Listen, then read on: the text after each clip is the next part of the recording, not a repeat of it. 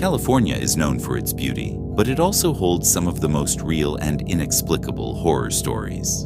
On Echoes of Fear, we'll explore 3 of these dark tales. And please, silence, they might be close. Let's go to the first story. It was a cold October night, and the streets of Santa Monica, California were deserted. The cool breeze from the Pacific Ocean blew gently, but something in the air felt denser than usual. The neon lights from the stores still flickered in the distance, but while cars hurried past, most people preferred to stay inside their apartments, far from the mystery that was about to unfold that night. The city, known for its tranquility and beauty, had always been seen as a seaside refuge, but there was one place, one forgotten neighborhood, where the silence of the night hid something much darker. Just a few miles away, in the shadows of Blackwood Avenue, something sinister was beginning to unfold. The street, known for being quiet and peaceful, had seen better days. The houses along the road, simple in appearance, were starting to be overtaken by thick vegetation. The wind carried with it the smell of damp earth and the feeling that something was lurking, waiting for the right moment to reveal itself. It was no coincidence that this particular neighborhood had become the center of local legends, even though most of them were ignored or dismissed as mere invented stories.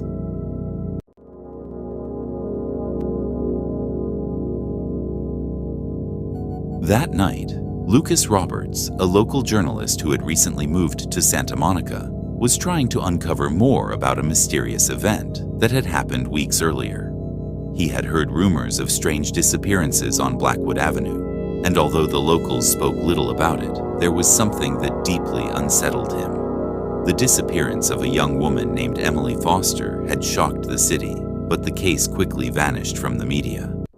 As a journalist, Lucas knew there was something there that needed to be uncovered. The Blackwood neighborhood had always had a peculiar history. In 1927, a devastating fire destroyed much of the original houses. In the following years, some properties were bought by families who mysteriously disappeared over the decades. In 1958, a woman named Margaret Holloway, who lived in one of the oldest houses on the street, vanished without a trace. Neighbors said she was last seen leaving through the back door on a full moon night, with a distant look in her eyes and an expression of fear, as though fleeing from something. The police at the time were never able to find any clues to explain her disappearance, and the case was filed away as yet another unsolved mystery. But the strangest part of it all was the story surrounding the house at 1163 Blackwood Avenue. It was said that for years no one could live there for long. Everyone who tried to move into the house reported hearing inexplicable noises, muffled laughter, heavy footsteps upstairs, even when no one was inside. Many spoke of a chilling sensation, as if the air inside the house was always colder than outside, regardless of the season. Some even claimed to have seen a shadowy figure peering out the window, a woman with her face hidden in the shadows, but always with a gaze that instilled an overwhelming sense of terror. Lucas, with his investigative nature, wasn't fazed by the rumors. He believed in facts, in evidence. But after arriving in the city, he began to realize that no matter how much he tried to seek answers, the reality of Santa Monica seemed to vanish whenever he got closer to Blackwood Avenue. He began speaking with older residents, and they all had stories to tell, but no one truly dared to speak of what went on during the darkest nights. Fear was so present among those who had lived there for generations, and Lucas felt a chill run down his spine when he first heard a story that seemed too true to be just a popular tale. One night, while having a drink at a local cafe, he overheard a whisper between 2 men discussing the house at 1163. The last time someone went into that house, one of them said, was before Emily's disappearance.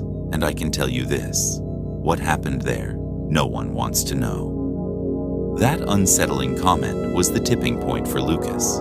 He decided he would explore the abandoned house and perhaps uncover what was really happening on Blackwood Avenue. But what he didn't know was that this decision would lead him into a mystery far deeper and more terrifying than he could have ever imagined. As the night fell over Santa Monica, a strange sensation lingered in the air. Something was about to happen on Blackwood Avenue, and without knowing it, Lucas had already become part of the story, and perhaps the tragedy, that no one dared to tell. Lucas pulled away from the mirror, feeling a chill crawl up his spine. The sound of crying seemed to be drawing closer, coming from somewhere deep inside the house. He glanced down the corridor and, without thinking, followed the sound. His footsteps quickened, but the sound of his breathing seemed muffled by the dense, suffocating air in the house. As he passed another door, Lucas entered a living room frozen in time. Furniture covered in white sheets, a broken lamp still faintly glowing. But then he saw something that made him stop dead in his tracks. A framed photo on the mantel. It was an old photo of a woman, Margaret Holloway, the same woman who disappeared in 1958. He recognized the face from the descriptions he had heard. The crying was now much closer, and he couldn't ignore it anymore. He turned and saw, down another hallway, a dark silhouette moving quickly, disappearing as it drew closer. Lucas didn't hesitate. He ran toward the door, opened it quickly, and entered a small study. But what he found there made his heart freeze. A cluttered desk with papers scattered everywhere, and an old typewriter with a sheet stuck inside. On the paper, a sentence was printed repeatedly. "There is no escape." The air felt even heavier now. The crying became unbearable, as if it was coming from every direction. Lucas looked toward the window, desperate for an exit, but the sight outside made him falter. Emily Foster was standing in the middle of the street, her back to him, her hair blowing in the wind. She stood still, motionless, but something was wrong. The figure looked ethereal, almost translucent, as if she were part of the house, trapped between worlds. When she slowly turned around, her eyes were hollow, lifeless, a look Lucas would never forget. He wanted to run, but something held him in place. The whispers began, a woman's voice calling his name. "Lucas, Lucas, you can't leave." Panicked, Lucas looked toward the exit, but as if in a dream, the door was now shut, covered in thick shadows. The house was alive, and he couldn't escape. Then he heard the voice again, closer now, almost a whisper in his ear. "You'll never leave." Lucas spun around in terror, but before he could react, everything went black. The last breath. He woke up on the floor of the house, his camera still by his side, recording. The house was strangely quiet now. The pressure in his chest had lifted, but the feeling that he was being watched never left. Lucas glanced to the side and saw the mirror again, but this time, the reflection wasn't his own. In the glass, Emily Foster stood beside him, her face hollow and dark. She didn't smile. She simply stared at him with empty eyes, as if waiting for him to join her. Fear gripped Lucas like a wave. He tried to stand, but an invisible force yanked him back, pinning him to the ground. And then he understood. He was trapped here, just like all the others before him. The house never let go of those who entered. Lucas struggled, his breath quick and shallow as the unseen force pressed him into the floor. The air was thick, suffocating, as if the house itself was holding him captive. He tried to scream, but no sound came from his mouth. It was as if the house had stolen his voice, just as it had stolen the others before him. Emily Foster remained beside him, her empty eyes still fixed on him, her presence overwhelming. He felt her sadness, her anger, a deep, unrelenting sorrow that seemed to radiate from her very being. Her voice echoed in his mind. "You're one of us now." A cold gust of wind swept through the room, flickering the candlelight on the desk. Lucas's gaze turned toward the typewriter again. The page now read, "Another soul claimed, another soul trapped." He realized the truth. The house wasn't just haunted, it was alive, a malevolent entity feeding on the souls of those who entered, trapping them within its walls for eternity. Desperation surged through him. He tried to move, to break free, but it was no use. His body refused to obey, paralyzed by the house's power. His mind raced as he remembered the stories of the past, the disappearances, the restless spirits. Margaret Holloway, Emily Foster, and so many others had suffered the same fate. The house had claimed them, and now it was claiming him too. The whispering voices grew louder, a chorus of lost souls, each one trying to communicate, each one begging to be freed. But Lucas knew there was no escape. The house had already taken him, and it would never let go. As the final moments of his consciousness slipped away, he caught one last glimpse of Emily. She stepped closer, her hollow eyes locking with his, and for the briefest moment, he saw a flicker of humanity behind the emptiness. "I'm sorry," she whispered softly. "There's no way out. You're with us now." And then, everything went dark. Epilogue. Weeks later, a police officer arrived at the house on Blackwood Avenue after a concerned neighbor reported strange lights in the windows. The house stood silent, as if nothing had ever happened. But when they entered, they found something that chilled them to the bone: Lucas's camera still recording. The footage was grainy, but what they saw sent shivers down their spines. The last frames were of Lucas, his face twisted in terror, staring into the mirror, surrounded by the faces of the lost souls, their hollow eyes staring back at him. And then, the screen went black. The house on Blackwood Avenue remained standing, its secrets buried deep within its walls, waiting for the next soul to stumble in, unaware of the curse that binds it forever. After that, it's time to move on to the second story. It was a hot afternoon in August, and Sarah Henderson, a young tourist from Los Angeles, was exploring the beaches of Malibu. She had decided to spend the weekend at Point Dume State Beach, a well-known spot famous for its dramatic cliffs and crystal-clear waters. Despite being a popular destination, something felt different that afternoon. The sky was cloudy, and a heavy breeze started blowing from the ocean, colder than usual. Sarah walked alone along the sand, away from the crowds, her footprints quickly erased by the waves. She enjoyed this feeling of solitude, especially in such a beautiful place. But something felt unsettling. The sound of the waves crashing, which normally calmed her, sounded strange, almost muffled. As she moved toward the more secluded part of the beach, something caught her eye. A figure standing, staring at the horizon, perched on the edge of a high rock. The figure seemed to have been there for a long time, motionless. Sarah tried to ignore it, but the feeling of being watched made her quicken her pace. As she walked by the figure, still not looking directly at it, Sarah's heart jumped in her chest. A cold sensation overtook her body. Something was wrong. She glanced quickly to the side, and for a brief moment, her eyes met those of a man standing there, his head down, as though he were waiting for something, or someone. Sarah felt a shiver down her spine and took a step back, hesitating. The man was now closer than she had realized, but he still didn't move.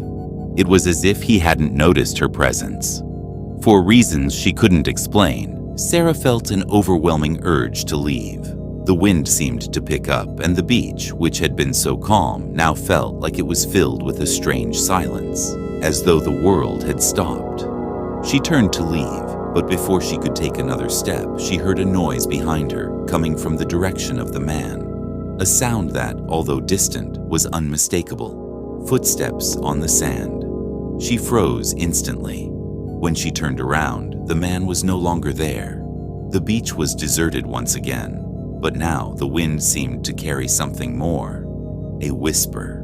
Still shaken by what happened, Sarah decides to head back to the more crowded part of the beach, but the silence around her feels even more oppressive with each step. She tries to brush off the incident, but something inside her can't let it go. The whisper she heard keeps echoing in her mind, as if someone is calling her name. As she walks back toward the parking lot, she feels a presence behind her. The cold wind makes her look over her shoulder, but the man she saw earlier is still nowhere to be seen. She begins to run, her heart racing as the waves crash forcefully on the shore. Each time she looks back, the feeling of being followed intensifies. Arriving at the parking lot, Sarah finally notices a car parked strangely, as if it had been abandoned in a hurry.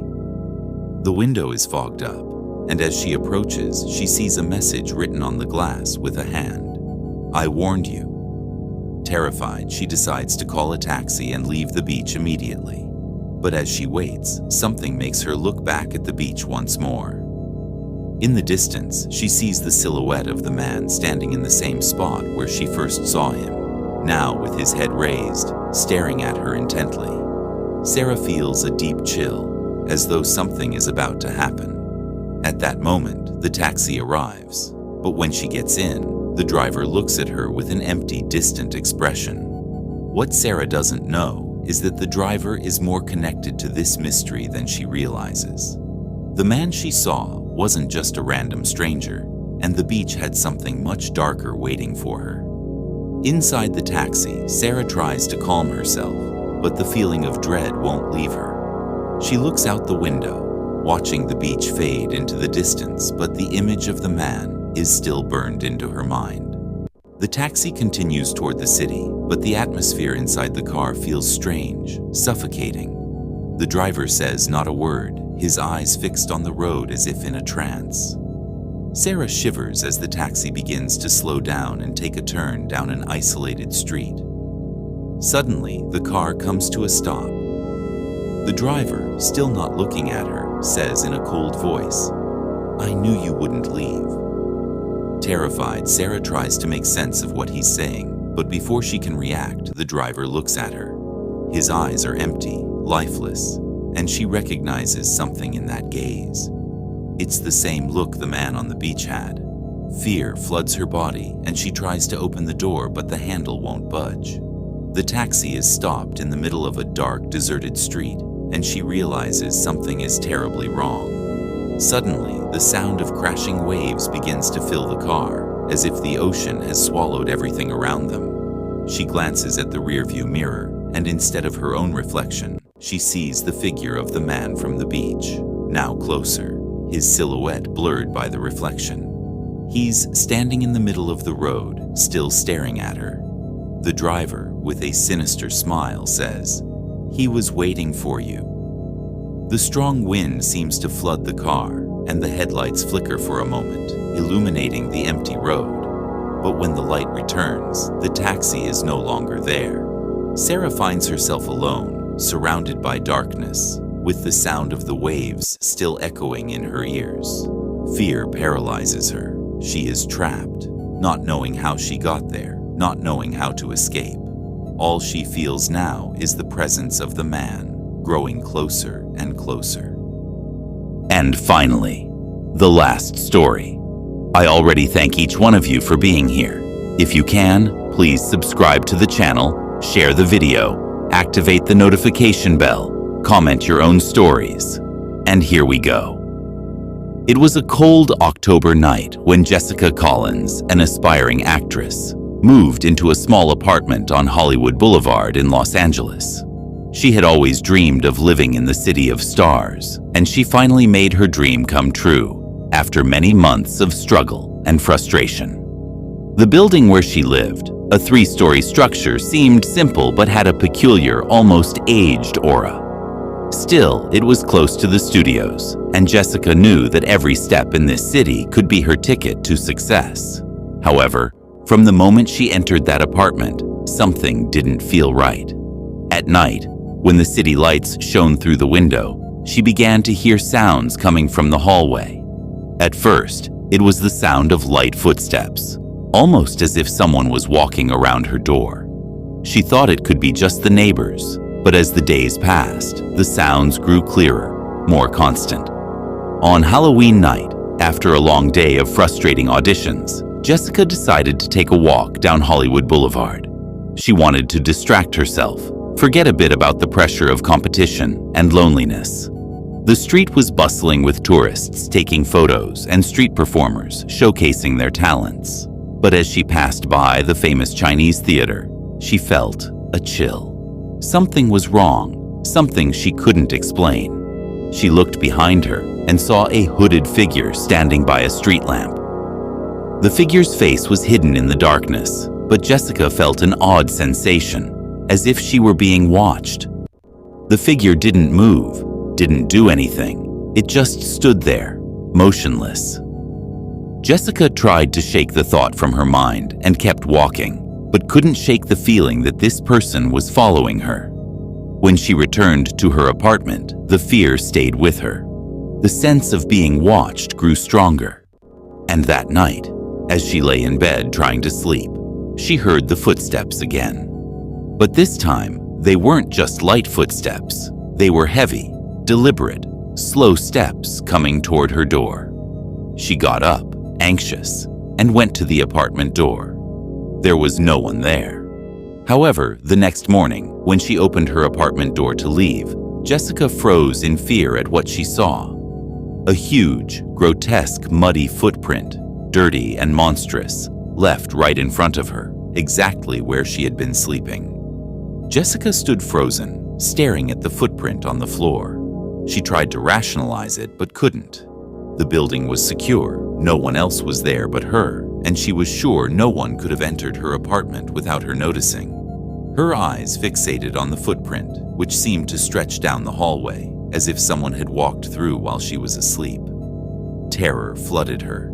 She took a step back, trembling, and quickly shut the apartment door. The fear of being there alone was stronger than any logical explanation. Jessica didn't know what to do, but felt she couldn't stay in that place. Her phone was within reach, but when she tried to call the police, a sensation of paralysis took over her, as if something was stopping her from acting. Instead, she grabbed her things, dressed quickly, and rushed down the stairs to the lobby. When she stepped onto the busy Hollywood Boulevard, Jessica felt the weight of being watched more than ever. She glanced over her shoulder, but saw nothing. The center of Los Angeles never stopped, but that night felt different. She decided to walk to a cafe near her old acting school and call a friend. She needed to vent. As she walked down the crowded streets, the feeling of being followed never left her. She looked into shop windows and at the people around her, but always felt a presence lurking behind every corner. The cafe was only a few blocks away, but her steps were slow, as if something was pulling her back. When she finally arrived, she felt a brief relief. She sat at a table by the window and picked up her phone to call. While waiting, her gaze fixed on the brightly lit street, and that's when she saw it. The same hooded figure, standing on the corner, staring directly at her.